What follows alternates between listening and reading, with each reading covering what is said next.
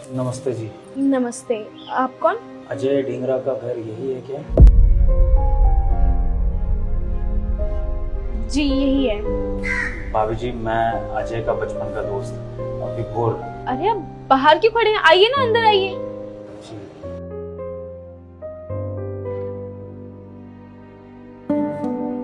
आइए भाई साहब, आप बैठिए, मैं इनको बुलाती हूँ।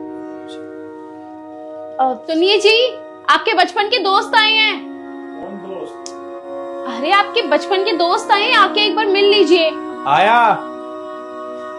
अरे विभोर, इतने दिनों बाद व्हाट अ प्रेजेंट सरप्राइज। अरे यार तुम क्या देख रही हो? दोस्त इतने दिनों के बाद, आ जल्दी जाओ अंदर से पानी वानी ले आओ। बैठ ना भाई। और बता क्या हालचाल भाई, कहाँ था इतने दिनों से, इतने सालों से? ना फोन, ना बातचीत, ना मिलना। कोई नाराजगी वाराजगी है क्या हमसे? अरे यार, मैं तो खुद तुझे बहुत याद कर रहा था। रही कांटेक्ट करने की बात तो तू जानता है ना, छोटा सा फ़ोन ही चलाता था। वो फ़ोन एक दिन बारिश में ख़राब हो गया। उसके बाद नया लेने का मौका नहीं बना। तेरा नंबर उसी में था। आजकल नंबर तो याद रहते नहीं हैं। फिर अपना एक स्कूल का कॉमन फ्रेंड मिला था, उससे जब मुलाकात हुई तो उससे तेरे घर का पता ले गए। आज तुझसे मिलने की फुर्सत मिली तो सोचा तुझसे मिल लूं। बढ़िया करा ना भाई, और मेरे को भी खुशी हो रही है कि इतने दिनों के बाद मिल रहा हूँ। ये लो पानी।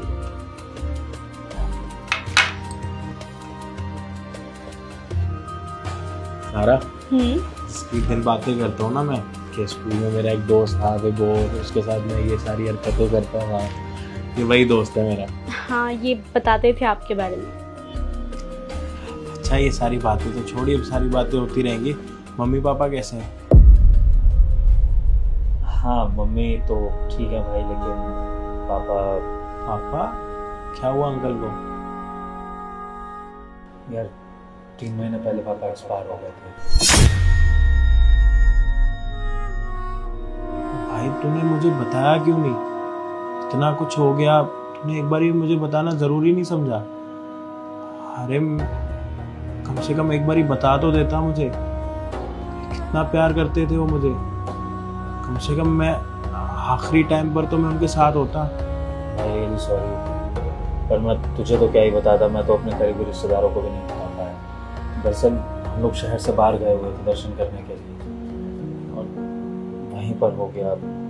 तो बस वहीं पर उनका अंतिम संस्कार करके सारी क्रियाएं निभाई थी, इसलिए किसी को बताने का बना नहीं। सॉरी तुझे ना बताने के लिए। सुन के बहुत बुरा लगा।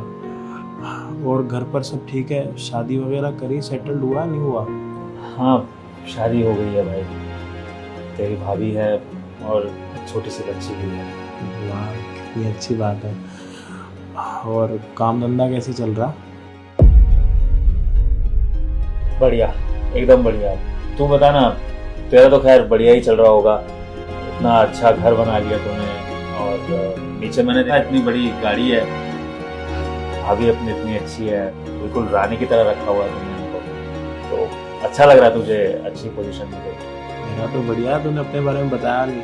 अरे क्या बताऊं मैं अपने काम के बारे में। छोटी मोटी नौकरी है, तनख्वाह मिल जाती है, घर चल जाता है। इसमें कुछ ऐसा बताने लायक तो नहीं है ना। चल मैं चलता हूँ। वो तेरी भाभी इंतजार कर रही होगी ना। मैं तुझसे फिर मिलने आता हूँ। तुझसे मिलने ही आया था आज मैं, बस मैं फिर आता हूँ भाभी जी। हैं, एक मिनट यार, ऐसे ही चला जाएगा? इतने दिनों के बाद मिला है, ना चाय ना खाना। अभी तू आया नहीं है, पहले तेरे को जाने की लगी हुई है। अच्छा एक मिनट रुक, मैं आ रहा हूँ। अरे कहाँ? लेकिन अरे एक मिनट रुक तो जा।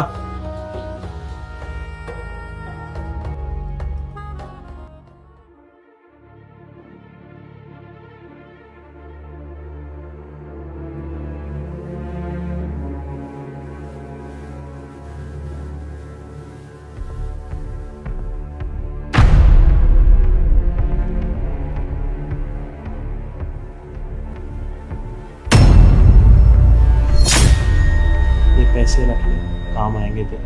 भाई ये क्या कर रहा है? इतने सारे पे तूने मुझे क्यों दे दिए? पकड़ इनको वापस। मुझे क्यों दिए?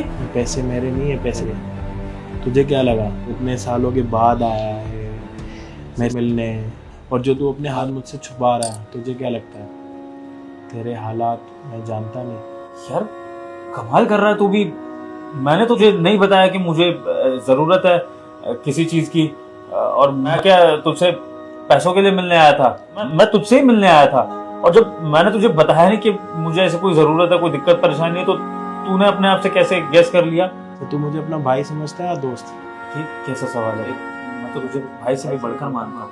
जब भाई भी बोल रहा है और ऊपर से मना कर रहा है, मुझे पता है कि तुझे इस टाइम पे पैसों की ज़रूरत है।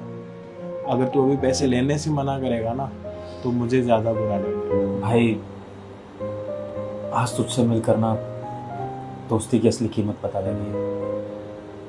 शायद तेरी जगह मेरा कोई सगा भाई भी होता ना, वो मेरा चेहरा पढ़ के मेरी मुसीबत नहीं समझ पाता जिस तरह से तूने मुझे समझा। और शायद इसलिए कहते हैं कि दोस्ती का रिश्ता खून के रिश्ते से भी बढ़कर होता है। आज तूने वो साबित कर दिया।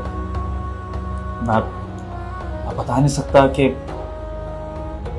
किन शब्दों में तेरा शुक्रिया अदा करूं। और बस मैं इतना कहूंगा भाई कि मैं बहुत खुशनसीब हूं जो मुझे तेरे जैसा दोस्त मिला। भाई तू जितने दिन नहीं भी था ना, तेरे को उतने दिन मिस कर। और तू इतने सालों बाद आया, तूने मुझसे बात करी, मैं तभी समझ गया। और ये नहीं कि तू सिर्फ मेरे से पैसों के लिए मिलना है, तेरा भी मन होता होगा मेरे से मिलने के लिए, और तेरे भी हालात होंगे जो तुझे रोकेंगे।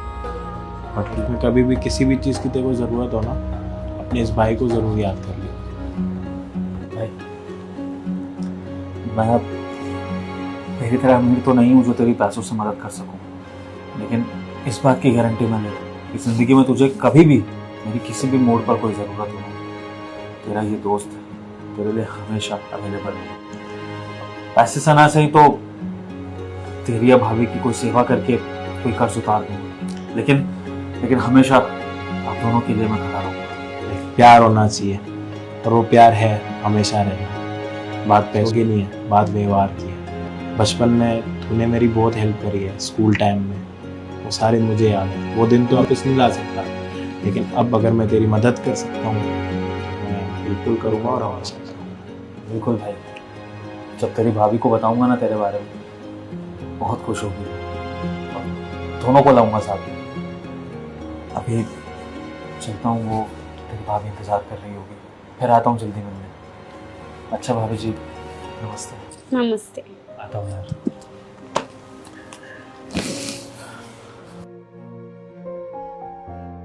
जे क्या था ये सब? तुमने उसको पैसे क्यों दिए? अरे पैसे दिए तो दिए, दोस्त है वो मेरा। हाँ तो दोस्त है तो क्या कुछ भी लुटा दोगे उस पे? कितने सालों में आया वो तुमसे मिलने? हाँ, फटीचर को जब पैसों की जरूरत पड़ी है ना, जब आया है वो तुम्हें अपनी शक्ल दिखाने। ऐसे तो आता नहीं है। अब बस पैसे चाहिए तो आ गया मुंह उठा के पैसे लेने। मैं सब जानती हूँ इनकी चालबाजियां। जब इन्हें पैसे चाहिए होते हैं ना, जब ये दोस्तों को याद करते हैं। और मैंने तुम्हें कितनी बार बोला है कि अपने स्टैंडर्ड और अपने लेवल के लोग बनाया करो दोस्त। जब देखो टुच्चे मुच्चे लोगों से दोस्ती करी हुई है। जब पैसे चाहिए हो जब भी मुंह उठा के दर्शन करने आएंगे। हुलिया देखा था मैंने इसका मेन गेट पे, जब भी पता लग गया था गरीब है। मैं तो इसका एंट्री भी नहीं देती। फिर इसने बोला बचपन का दोस्त है। मैं कहा चलो ठीक है, दे दूंगी एंट्री, मिल लेगा तुमसे। मुझे क्या पता था पैसे के लिए ही आया है। अगर मुझे पता होता ना तो मैं सच कह रही हूँ, मैंने इसको वहीं से भगा देती। मैं इसको घुसने भी नहीं देती अपने घर में। अरे बस करो यार, कितना बोल रही हो? जिसको जानती नहीं उसके बारे में भी इतना उल्टा सीधा बोल रही हो तुम। तुम्हें पता है कौन है वो मेरे लिए? जब मेरा बुरा टाइम चल रहा था ना बचपन में, स्कूल में, जब मेरे माँ बाप के पास फीस तक नहीं थी ना स्कूल की देने के लिए, उसके मम्मी पापा फीस देते थे। अगर उस टाइम पे फीस नहीं देते ना मैं पढ़ता ना लिखता ना मैं यहाँ पे होता। अगर आज उसका मुश्किल टाइम चल रहा है तो मैं क्या उसकी हेल्प नहीं कर सकता? और रही हमारी दोस्ती की बात ना, हमारी दोस्ती ना ऐसी नहीं है कि अगर हम 3 साल नहीं मिले तो हमारी दोस्ती खत्म हो जाएगी। वो चीजें ना आज भी हैं दिल में, एक दूसरे को समझते हैं हम। जब वो आया तुमने देखा उसकी आंखों में कितनी शर्म थी, कितनी लज्जा थी। वो पैसे भी नहीं मांग पा रहा था अपने दोस्त से, लेकिन मैं 1 सेकंड में समझ गया कि वो परेशान है और उसको इस टाइम पर पैसों की जरूरत है। अरे दोस्त अगर अपने दोस्त के साथ उसकी मुसीबत के टाइम पर नहीं खड़ा होगा तो कब खड़ा होगा? तुम्हारी कोई दोस्त नहीं है? स्कूल की कॉलेज की कोई फ्रेंड है? नहीं होगी। तुम्हें कैसे पता होगा कि दोस्त कैसे होते हैं, भाईचारा कैसे होता है? तुम्हें नहीं पता ना। तुम जानती हो जब से मेरी तुम्हारे साथ शादी हुई है ना, तुम्हारी किसी एक फ्रेंड का फोन तक नहीं आया तुम्हारे पास। पूछने के लिए कि तुम जिंदा हो, मर गई, शादी के बाद तुम्हारी लाइफ कैसे जी रही है, या जो भी चीज है। एक बार किसी ने पूछा? अगर मेरा दोस्त आया है कुछ उम्मीद लेके, तो तुम क्या चाहती हो कि मैं उसको घर से ऐसे ही भगा दूं? ये नहीं हो पाएगा। और वैसे भी जैसे तुम मेरे लिए हो ना, बच्चे मेरे माँ बाप है ना, वैसे वो भी है, भाई है वो मेरा। अरे खून का रिश्ता नहीं है तो क्या हो गया, खून से बढ़ के रिश्ता है मेरा उसका। और आज के बाद ना उसको कुछ बोलने की जरूरत नहीं है। उसको अगर कुछ बोलोगी ना, फिर मैं तुम्हें कुछ बोल दूंगा ना, वो तुम्हें ज्यादा बुरा लगेगा। मैं तो बस ये उम्मीद करूंगा कि तुम जल्दी से जल्दी समझ जाओ रिश्तों को, कि रिश्ते कैसे निभाए जाते हैं।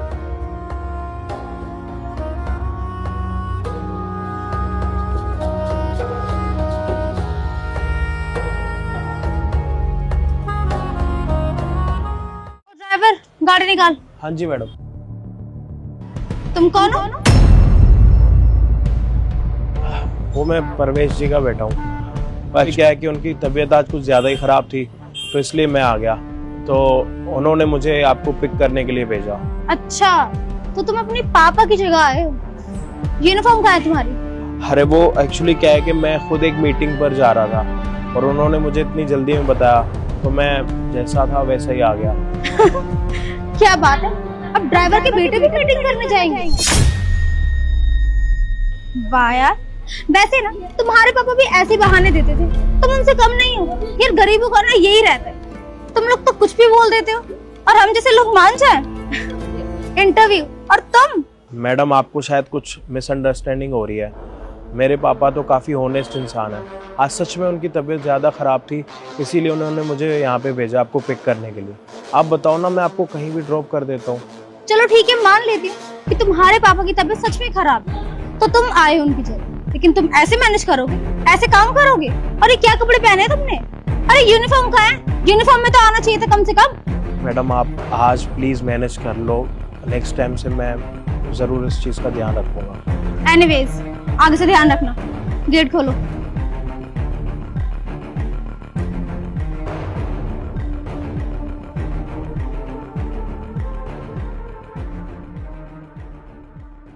वो ड्राइवर, मेरी ना बहुत इंपॉर्टेंट मीटिंग है आज, ठीक है? तो तू ना यहीं रही।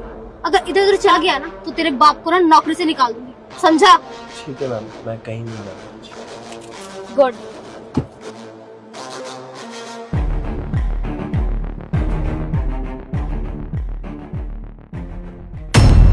कोई नहीं, आप फाइल भेज देना, मैं चेक कर लूँगा। डन। ओ हेलो, तू यहाँ क्या कर रहा है? तुझे मैं तेरा गाड़ी में से निकलने के लिए, और तू इस चेयर पे क्यों बैठा है? मैडम आपकी जानकारी के लिए बता दूं, जिस चेयर पर बैठा हूँ ना, ये चेयर मेरी है और मैं इसी कंपनी का मालिक हूँ। वाह, ये तो बहुत अच्छा मजाक है। एक ड्राइवर का बेटा कंपनी का मालिक।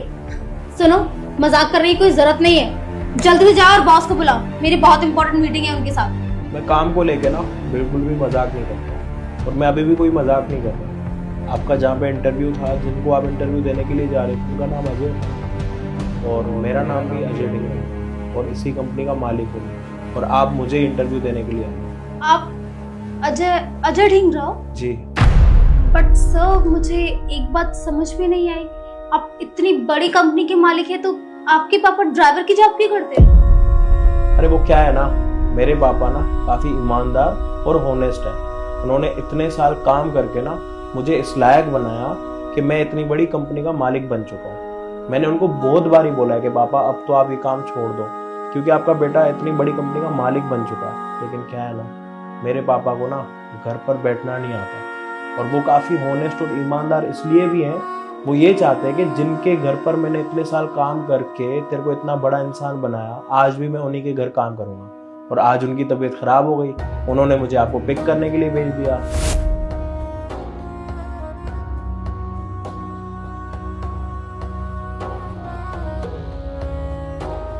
अच्छा पापा, आप अपना ध्यान रखना, जल्दी ठीक हो जाओगे आप, ठीक है? मैं चलता हूँ, मीटिंग है आज मेरी। बेटा मेरा एक काम करेगा? हाँ पापा, आप बताओ ना क्या काम है, मैं कर देता हूँ। बेटा वो क्या है ना कि जहाँ मैं काम करता हूँ ना, आज उनकी बेटी का इंटरव्यू है, तो तू सिर्फ वहाँ तक छोड़ आएगा। पापा आज मेरी बहुत अर्जेंट है और मैं ऑलरेडी लेट हूँ, वहाँ किसी और को भेज देते हैं ना। बेटा तेरे बाप की इज्जत का सवाल है बेटा। मुझे वहाँ काम करते हुए पूरे 20 साल हो गए और मैंने आज तक एक छुट्टी भी नहीं की बेटा। आज उनकी बेटी का इंटरव्यू, अगर आज मैं नहीं जाऊंगा ना तो उन्हें बहुत बुरा लगेगा बेटा, और नहीं चाहता कि मेरी वजह से उनका इंटरव्यू रह जाए। तो बेटा प्लीज तू चला जाना उनको छोड़ने के लिए। ठीक है पापा, मैं देखता हूँ कुछ। ठीक है बेटा। और देख लो, आपकी सच्चाई मेरे सामने आ गई। और मेरे पापा आप लोगों से इतनी इज्जत से पेश आते और आप उनके साथ कैसे पेश आते होगे, ये चीज देख के ना मुझे सच में बिल्कुल भी अच्छा नहीं लगा। और आपको एक सेकंड भी उनकी उम्र का लिहाज नहीं होता कि आप उनके साथ इतनी बदतमीजी करते हो, उनको ऑर्डर देते हो। अरे आप सारे काम प्यार से भी तो कर सकते हो कि अंकल जी आप ये कर दो, वो कर दो, बाबा आप ये कर दो, वो कर दो, लेकिन नहीं, आपको तो अपनी अकड़ दिखानी है क्योंकि आप बहुत ज्यादा अमीर जो है, आपको पैसे की तो कमी है नहीं। जब आपको पैसे की कमी नहीं है तो आज आप मेरे सामने बैठ के इंटरव्यू देने के लिए क्यों आए हो? अगर आज मेरे पापा की तबीयत खराब नहीं होती तो मुझे ये नहीं पता लगता कि मेरे पापा ने ईमानदारी और मेहनत के साथ साथ आप लोगों के कितने ताने भी सुने। और जितनी इज्जत में पापा करता था ना, आज ये वाली चीज देख के ना पापा की इज्जत ना मेरी आंखों में और ज्यादा बढ़ चुकी है, क्योंकि मेरे पापा इंसानों के बीच में नहीं रहते थे, जानवरों के बीच में रहते थे। और अब जब तुम्हें सब कुछ पता लग चुका तो तुम मेरे सामने बोली बनने की एक्टिंग कर रही हो, नादान बन रही हो कि जैसे तुमने कुछ करा ही नहीं है। तुमने नीचे मेरे साथ किस तरीके से बात करी ना, तुम्हारा तरीका मैं अच्छे से समझ चुका हूँ कि तुम एक नंबर की बदतमीज लड़की हो, क्योंकि तुम्हें ना बैठे बैठाए सारी चीजें मिल चुकी हैं। आज तक तुमने मेहनत तो करी नहीं, ड्राइवर भी पापा के पैसों से चल रहा है, गाड़ियां भी चल रही है, घर पर एसी चल रहा है। अरे बाहर निकल के मेहनत करोगे ना, पता लगेगा ना कि पैसा कमाना कितना मुश्किल है। और जब आप ही इस ऑफिस में सोचो काम करो और आपको साथ वाला एम्प्लॉय ये बोले अबे जाके ये काम कर, कैसा लगेगा? आप बोलने में और अबे बोलने में और तू बोलने में ना बहुत फर्क होता है। मैडम अगर आज के टाइम में आप किसी को इज्जत दोगे ना तभी आपको इज्जत मिलेगी बदले में। अगर आप किसी को इज्जत नहीं दोगे तो आप भी इज्जत के हकदार नहीं बनते। और मैडम आप क्या ये जवानी पूरी जिंदगी भर लेके चलोगे क्या अपने साथ? नहीं ना, एक टाइम पर ये भी डल जाएगी, आपके भी पैर वैर काम नहीं करेंगे, हाथ काम नहीं करेंगे। उस टाइम पर अगर कोई आपसे ऐसे बात करे तो वो तो आपने सुना होगा, जैसी करनी वैसी भरनी। आज आप कर रहे हो, कल के दिन भरोगे और जरूर भरोगे। आई प्रॉमिस मैं आगे से ऐसा नहीं करूंगी, बट प्लीज इसकी वजह से आप मेरा प्रोजेक्ट डिनाई कीजिए। ये बहुत मेहनत से मैंने बनाया है, प्लीज एक बार आप देख तो लीजिए। देखिए, काम की मैं इज्जत करता हूँ और मुझे ये भी पता है कि आपने इस प्रोजेक्ट पे बहुत मेहनत करी है और जितना ज़रूरी आपके लिए प्रोजेक्ट है उतना ज़रूरी मेरे लिए भी है। और वैसे भी मेरे पापा इतने सालों से आपके यहाँ पे काम कर रहे हैं। अगर आपकी जगह यहाँ पे कोई और था ना तो अभी तक मेरे सामने नहीं बैठा होता, उसको मैं धक्के मार के ना यहाँ से निकाल देता। लेकिन एक इज्जत है, मान है, सम्मान है और वो रखना काफ़ी ज़रूरी है, क्योंकि ये चीज़ मेरे पापा ने मुझे सिखाई है। Thank you so much sir.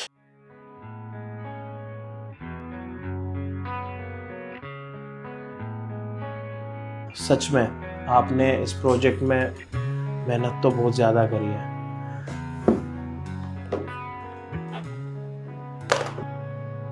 Okay, मैंने आपकी फाइल देख ली और प्रोजेक्ट भी देख ली। मैं अपनी टीम से के ना इस चीज़ पे डिस्कशन करता हूँ और जल्दी से जल्दी काम स्टार्ट करता हूँ। Thank you sir.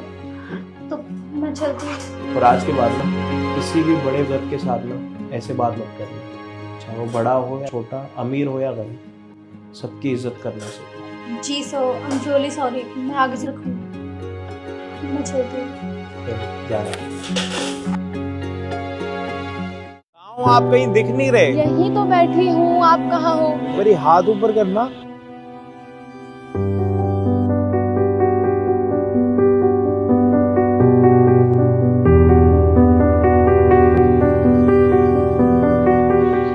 Vaishnavi, Ajay, यार अजय, हम कब तक ऐसी बातों पे लड़ते रहेंगे जिसका हमारे पास कोई सॉल्यूशन नहीं है? तुम बताओ क्या चाहती हो तुम मुझसे? तुम अच्छे से जानते हो अजय कि मैं तुमसे क्या चाहती हूँ। यार मैं घर वालों को जाके कैसे बोलूं कि मुझे इसके साथ शादी करनी है? तुम्हारे सामने कितनी बारी ट्राई करके बैठा हूँ, कि मेरा बिजनेस सक्सेस हो जाए, जिसमें भी हाथ डालता हूँ सब में लॉस हो रहा है। तो घर वालों को जाके बोलूँगा, वो क्या बोलेंगे? खुद को चलाने के पैसे हैं नहीं, किसी और की जिम्मेदारी ले रहा है। थोड़ा टाइम दो यार, तुम्हारे सामने सब कुछ कर रहा हूँ, ये नहीं कि तुमसे कुछ नहीं छुपा हुआ, सब कुछ तुम्हारे सामने है। थोड़ा टाइम तो दे सकती हो ना मुझे। देखा, फिर से घूम फिर के बात वहीं आके अटक गई ना। क्या चाहते हो तुम अजय? तुम मेरे साथ रहना भी चाहते हो, अपने घर वालों को बताना भी चाहते, मुझसे शादी भी नहीं करना चाहते। मैं कुछ समझ नहीं पा रही हूँ कि तुम आखिर चाहते क्या हो। ऐसे तो नहीं चलेगा अजय, बिल्कुल भी नहीं चल पाएगा ऐसे। तुम क्या चाहती हो मुझसे? मेरी शादी की उम्र हो रही है, मेरे घर वाले मुझे शादी के लिए फोर्स कर रहे हैं। क्या करूं मैं? जिनके साथ वो रिश्ता तय करते हैं उनके साथ कर लूं जाके शादी? तुम ओके हो इसमें? तुम्हें पता है मैं तुमसे कितना प्यार करता हूँ। तुम्हारे बिना रहना ना मेरे लिए इम्पॉसिबल ही है। आज तक मैंने सिर्फ जितना भी रहूं ना टाइम सिर्फ तुम्हारे साथ रहूं। इस टाइम पर अगर तुम मुझे छोड़ के जाओगी तो तुम्हें पता है कि मैं कितनी बड़ी प्रॉब्लम में आ जाऊंगा। ऐसी बातें मत करो ना, बैठ के कुछ ना कुछ मैनेज करते हैं, चीजें सॉर्ट आउट करने की कोशिश करते हैं ना। कितना मनाऊं अजय, कितना मनाऊं? 2-3 साल से मना ही रही हूँ, अब और नहीं मना सकती मैं उनको।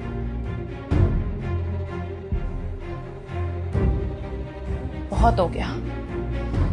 मुझे लगता है कि अब हमें इस रिलेशनशिप से गैप ले लेना चाहिए।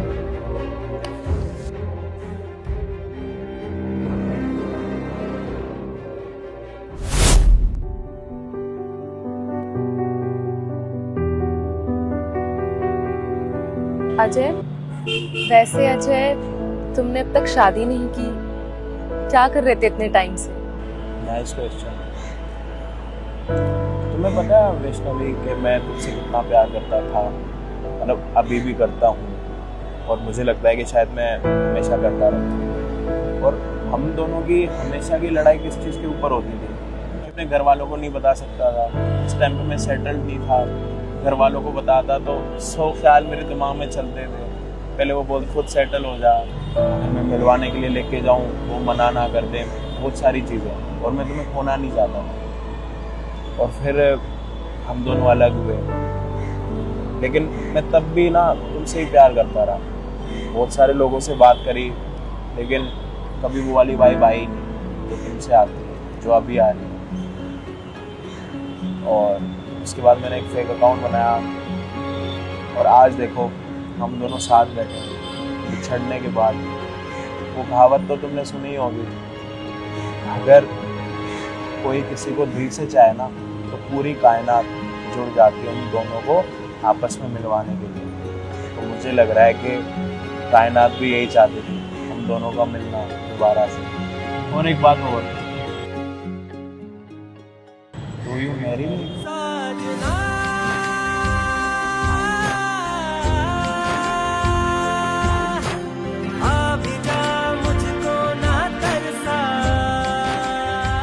अरे मुझे पता है कि बिल्कुल भी सही जगह नहीं है प्रपोज करने के लिए, लेकिन मैं तुम्हें एक अच्छी जगह पे लेके जाके प्रपोज करूँगा। और वैसे भी हम दोनों को शादी तो करनी थी। उस टाइम पर अगर हमने शादी नहीं करी तो क्या पता कुछ अच्छा ही होगी, और शादी से पहले सेटल होना भी तो ज़रूरी होता है। और तुम्हें पता है कि मेरा एक अपना भी बिजनेस भी है, और काफ़ी हद तक मैं सेटल हो चुका हूँ। और वैसे भी कहते हैं शादी उसी के साथ करनी चाहिए जो आपका जीवन भर साथ दे, हर मुश्किल में साथ दे।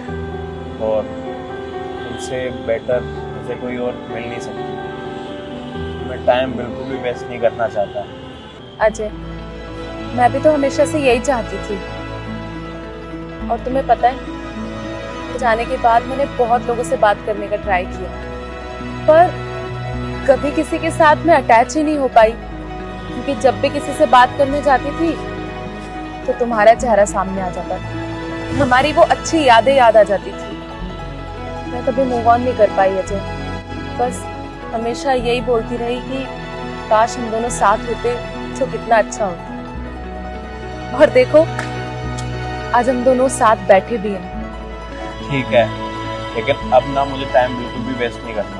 मुझे तुम्हें अपने घर वालों के साथ मिलवाना है, और वो भी आज ही। पर अजय, मैं भी रेडी नहीं हूँ। अरे तो क्या हुआ, रास्ते से शॉपिंग करेंगे, फिर मम्मी पापा के पास जाएंगे, और मुझे लग रहा है कि मम्मी पापा भी अब मना नहीं करें। प्लीज यार। ठीक है।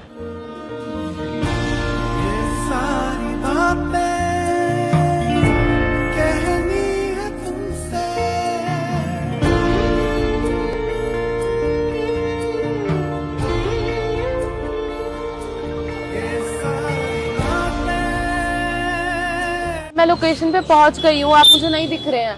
सर देखिए, आप ऑर्डर मत कैंसिल कीजिए सर, मैं 1 घंटे से आपका ऑर्डर लेके घूम रही हूँ। सर मेरे पैसे कट जाएंगे सर, ऑर्डर मत कैंसिल कीजिए। आपने जो लोकेशन बताई थी मैं वहाँ पे आ गई हूँ सर। आपने पहले बोला था कि बिल्डिंग के सामने वाले ब्लॉक में आना, मैं वहाँ आ गई। तो आपने बोला कि बिल्डिंग के पीछे वाले ब्लॉक में आना, अब मैं वहाँ आ गई हूँ सर। तो आप ऑर्डर कैंसिल करने की बात कर रहे हैं सर। देखिए मैं रिक्वेस्ट कर रही हूँ सर, ऑर्डर मत कैंसिल कीजिए। Hello hello hello hello sir. सुनिए, क्या हुआ? आप काफी परेशान लग रही हैं। देखिए ना भैया, मैं पिछले 1 घंटे से ऑर्डर लेके घूम रही हूँ। जिसका ऑर्डर था अब उसने कैंसिल कर दिया। इनके ऑर्डर के चक्कर में मैं कोई दूसरा ऑर्डर भी नहीं ले पाई। मेरा तो नुकसान हो गया ना भैया, आधा दिन मेरा इसी में निकल गया, इनकी लोकेशन ढूंढने में। वैसे बुरा ना माने, आप अच्छी फैमिली से लग रही हैं, तो आप ये जोमेटो में डिलीवरी गर्ल का काम क्यों कर रही हैं आप? अब क्या बताऊं भैया, मेरे हालात ही कुछ ऐसे हैं। जब मैंने शादी की थी तो मेरा पति बहुत अच्छा था। दरअसल मैंने लव मैरिज की थी घर से भाग के, लेकिन धीरे धीरे करके मेरा पति कब बदलता चला गया मुझे पता ही नहीं चला। या फिर वो शुरुआत से ही ऐसा था, उसने मुझे धोखे में रखा हुआ था। उसने कमाना छोड़ दिया, पीना शुरू कर दिया, रात दिन घर पे पी के आता था, मार पिटाई था, और तो और मुझे दहेज के लिए भी लड़ने लगा। अब बताइए, मैं तो उसके भरोसे घर से भाग के शादी की थी, सोचा था कि उसके साथ एक अच्छी जिंदगी होगी, पर मुझे क्या पता कि मेरा खुद का पति मुझे एक दिन छोड़ देगा, कि मैं अपने घर वालों को मुंह दिखाने के लायक भी नहीं रहूंगी। अब मैं क्या करूं, मुझे कुछ समझ नहीं आता। और आपने जो शादी करी थी वो आपने अपने घर वालों की मर्जी से करी थी या फिर उनके अगेंस्ट जाके? घर वालों के अगेंस्ट जाके करी थी भैया। घर वालों की मर्जी से करती तो शायद आज ये काम नहीं कर रही होती।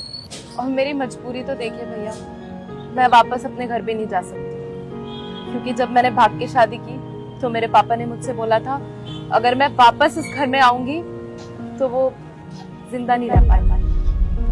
बस इसी डर की वजह से मैं अपने घर वापस भी नहीं जा सकती। और आपने कभी पुलिस कंप्लेन करने की करी है अपने पति के अगेंस्ट? मैं नहीं कंप्लेन कर सकती भैया। अगर मैंने कंप्लेन की तो ये बात सबको पता चल जाएगी, और मेरे घर वालों की जो बेइज्जती होगी वो अब मैं बर्दाश्त नहीं कर सकती, क्योंकि मैं पहले उनकी बहुत बेइज्जती करा चुकी हूँ। अब मैं अपनी वजह से और बेइज्जती नहीं कराना चाहती हूँ। अगर बहन आप बुरा ना माने तो आप अपने पति को कॉल कर सकते हैं। नहीं भैया, वो गुस्सा हो जाएगा। आपको तो जानता भी नहीं है, पता नहीं उल्टा मुझे ही बोलने लगेगा कि नहीं, मैं आपसे बात नहीं करा सकती। देखिए बहन, मुझे पता है कि आपको अपने पति से डर लगता है। आप कुछ सोचो ना, आप दिन रात उसी के साथ रहते हो, घर वालों के अगेंस्ट जाके तुमने शादी भी करी उनके साथ, उसके बाद वो आपको इतना कमाने के बाद आपके साथ मारपीट भी करता है। और आपके माँ बाप की क्या गलती थी? छोटे से बड़ा करा किसी उम्मीद के साथ कि हमारी बेटी बड़ी होगी, हमारा नाम रोशन करेगी। कहीं ना कहीं तुम्हें आज ये फील तो होता होगा ना कि तुमने अपने मम्मी पापा के लिए कुछ अच्छा नहीं करा, और जब वो घर छोड़ के भी आई तो उनके लिए एक बदनामी छोड़ के आई। आज के टाइम में उनके आस पड़ोस वाले और रिश्तेदार क्या बोलते होंगे कि इसकी बेटी ने तो भाग के शादी करी, हमारी नाक कटवा दी, सब यही बोलते होंगे ना। अपने मम्मी पापा के बारे में सोचो। अभी तक जो गलतियां करती आई हो, ये गलतियां क्या आगे तक भी करनी है तुम्हें? एक बारी कॉल करो और तुम मुझ पर भरोसा रखो कि मैं तुम्हारे साथ कुछ गलत होने नहीं दूंगा। आप कॉल करो, स्पीकर पर बात करो। हेलो। हरामजादी, अगर तू आज बिना पैसे के घर पे आई ना। नहीं, मैं पैसे लेके ही आ रही हूँ, मैं काम ही कर रही हूँ मैं। और पैसे लेकर आई हो, मुझे शाम को शराब पीनी है। हेलो हेलो, ये कौन है? तू जॉब के बहाने अपने आशिक के साथ बाहर घूम रही है? तू यही सब करने जाती है ना बाहर?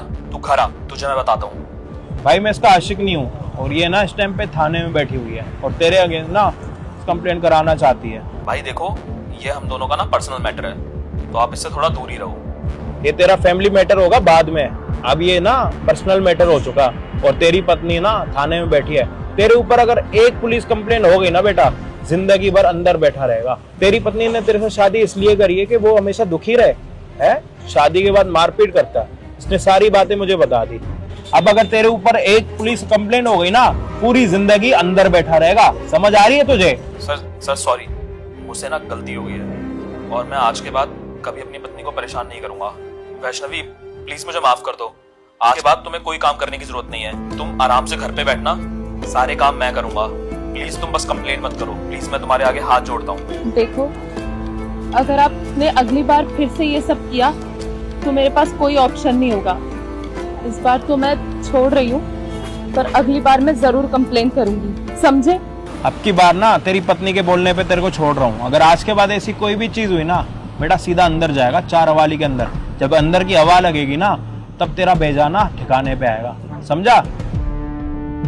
चल फोन रख।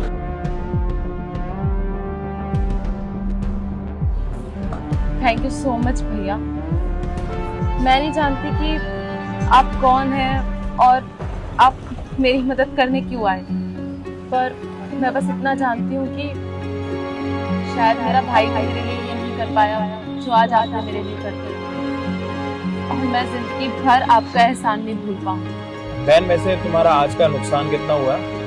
यही भैया, पूरा दिन मिला के 700-800 तक चला गया। 500-600। ये रखो, कुछ पैसे काम आएंगे। वैसे भी इतने दिनों से, इतने महीनों से, इतने सालों से काम कर रही हो तुम दूर में, तुम्हें भी अच्छा नहीं लगता होगा। और इन पैसों से ना तुम्हारी कुछ मदद हो जाएगी। और ये पैसे ना तुम्हें सिर्फ अपने लिए रखने, पति को नहीं देना। और आज के बाद तुम्हारा पति अगर काम ना करे ना, तो दोबारा मुझे याद दिला देना, उसको दोबारा मैं डराऊंगा, इससे तुम्हें कोई परेशानी नहीं, ठीक है? बहुत बहुत शुक्रिया भैया। वैसे भैया, अगर आप बुरा ना माने तो एक बात कहूं, देखिए मेरा कोई भाई नहीं है, और आज आपने जो किया है मेरे लिए, वो एक भाई अपनी बहन के लिए कर सकता है। तो क्या मैं आने वाली राखियों पे आपको राखी बांध सकती हूँ? इसमें कोई पूछने वाली बात नहीं है। एक बारी बहन बोल दिया मतलब बोल दिया।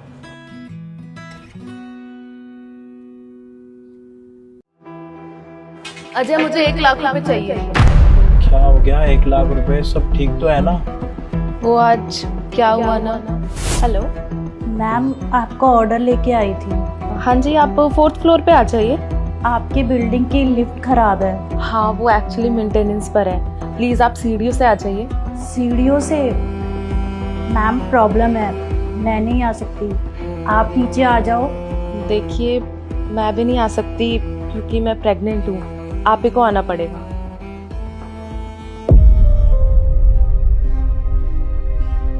ठीक है मैम।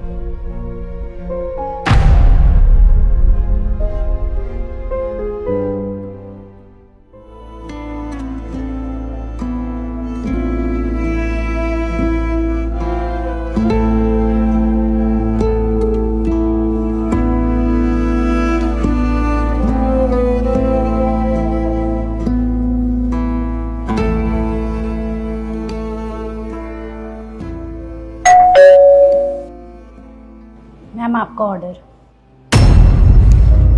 इसलिए तुम सीढ़ियों से आने के लिए मना कर रही थी? आई एम सॉरी, मुझे पता नहीं था, और मैं खुद भी। कोई बात नहीं मैम। तुम्हें कोई दिक्कत तो नहीं हुई ना आने में?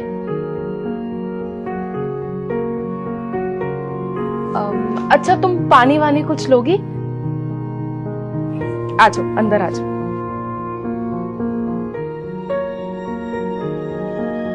कौन सा महीना चल रहा है आपका? जी 7वां। 7वां महीना? और इस समय काम कर रही हो? इस टाइम पे तुम्हें रेस्ट करना चाहिए। तुम फिजिकल वर्क क्यों कर रही हो? ये तुम्हारे और तुम्हारे बच्चे के लिए बिल्कुल भी ठीक नहीं है, और तुम्हारा तो सारा काम ही फिजिकल है। तुम्हें पता है, मेरा तो अभी 5वां महीना है, और मेरे हस्बैंड मुझे बिल्कुल भी काम नहीं करने देते। इनफैक्ट उन्होंने तो मेड भी रखी हुई है घर में। वैष्णवी, मैं ऑफिस जा।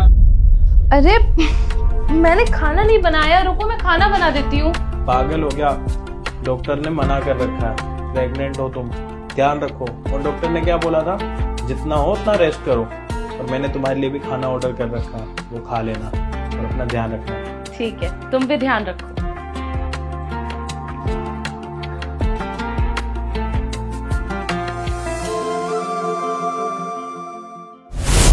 आपके पति बहुत अच्छे हैं। हाँ वो तो है, लेकिन तुम ये काम क्यों कर रही हो?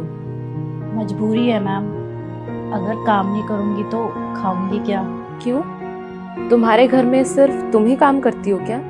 हाँ, और तुम्हारे पति? पिछले महीने रोड एक्सीडेंट में उनको बहुत चोट आई थी, तो उनका पैर काटना पड़ा, अब वो चल नहीं सकते। सॉरी, मुझे पता नहीं था तुम्हारे पति के बारे में। I am so sorry. कोई बात नहीं मैम, वो भी डिलीवरी का ही काम करते थे। पिछले महीने बहुत तेज़ बारिश हो रही थी और रोड से वो स्कूटी चला के जा रहे थे और उनकी स्कूटी किसी गहरे गड्ढे में फंस गई और वहीं उनका एक्सीडेंट हो गया। और जब उनको हॉस्पिटल लेके गए तो डॉक्टर ने कहा कि उनका पैर काटना पड़ेगा। तब से मैं ही काम कर रही हूँ। पर अगले महीने से क्या करोगी तुम? तुम्हें तो सच में रेस्ट की बहुत ज़रूरत है, क्योंकि 8वां महीना तो बहुत ज़्यादा इम्पोर्टेंट होता है। मेरे पति कुछ काम ढूंढ रहे हैं 2-3 महीने के लिए, कैसा काम? जो भी वो इस हालत में कर पाए। अच्छा मैं चलती हूँ, मेरा दूसरा ऑर्डर आ गया है, और पानी के लिए थैंक यू। अपना ध्यान रखना। वैसे मैम, मैं चाहती नहीं हूँ कि ये बच्चा इस दुनिया में आए, क्योंकि मैं इसको वो खुशियाँ नहीं दे पाऊंगी जो और बच्चों के माँ बाप देते हैं। इसको भी अपना मन मार के जीना पड़ेगा। ना ही मैं इसको अच्छे स्कूल खिला दिला पाऊंगी, ना ही इसको इसके मन की चीज़ें दिला पाऊंगी। अच्छा एक बात बताओ, तुम्हारे हस्बैंड का जब एक्सीडेंट हो गया था तो क्या सरकार ने तुम्हारी कोई मदद नहीं करी? आपको पता है मैम, गली का कुत्ता भी हुआ ना तो उसको 2 वक्त की रोटी दे के चला जाएगा, लेकिन अगर मैं इस हालत में कमाऊंगी नहीं ना तो मैं, मेरा बच्चा और मेरे पति, हम तीनों भूखे सोएंगे। अच्छा मैम साहब, मैं चलती हूँ।